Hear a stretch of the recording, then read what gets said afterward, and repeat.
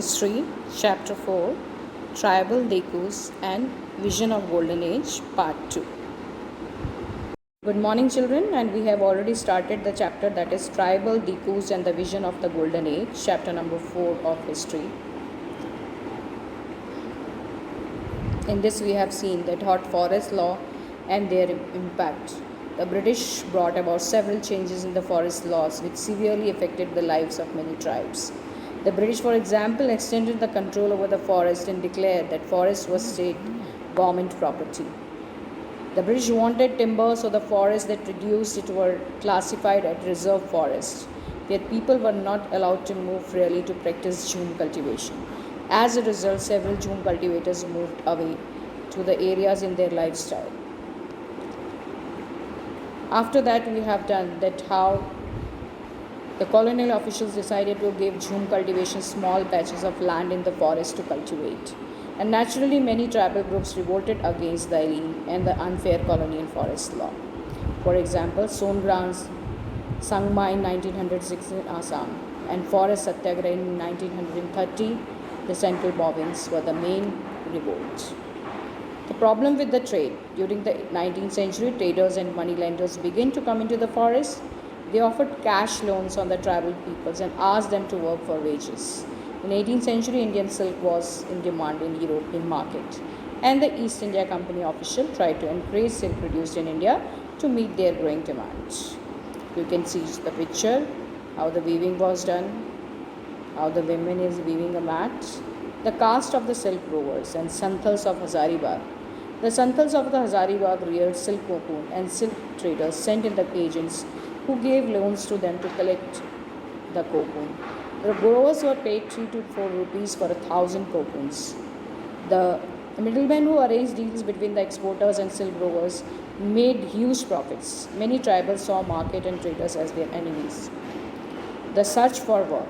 The plight of the tribal who had to go away from their home for work, as even worse. They were often recruited in large numbers to work the plantation of Assam and the coal mines in Jharkhand. To the tribal, those who knew jobs were not just unfamiliar but actually very unpleasant and dangerous. And they gradually lost their culture and tradition, their health and self-respect, and their families' ways of life in the forest. Now you can see the coal mines of Bihar in 1948 and 1920s. About 50% of the miners in the Jharia and Raniganj coal mines of Bihar were tribals. Work deep down in the dark and suffocating mine was not only the backbreaking and dangerous, it was often literally killing. In the 1920s, over 2,000 workers died every year in the coal mines. So such a dangerous profession was there. So you can see through the 19th and 20th century, tribal groups in different parts of the country rebelled against the changes in the laws. So about Birsa Munda declared that God had appointed him to save his people from trouble, to free them from the slavery. Thousands became the followers of Birsa. A movement began under the leadership of Birsa. The political aim of the Birsa Munda was to drive away Christian missionaries, moneylenders, Hindu landlords, and the government, and to set up a Munda Raj. So he fought bravely for that. As the movement spread, British government officials arrested Birsa in 1895, and in 1897 he was released. He then toured the village to gather support for his movement. He urged people to destroy the Ravanas. Birsa died in 1900 and the movement initiated by him faded away. But a historical event today studies an important and popular event in the story of the Birsa Munda.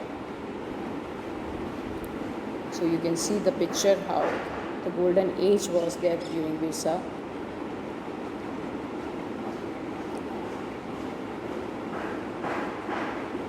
So how Birsa was in jail and how he fought bravely for upliftment. So in this chapter we have done about the forest law and their impact, the problem with trade, the plight of the silk rovers, popular tribal revolts, Birsa Munda, participation, and Munda revolt.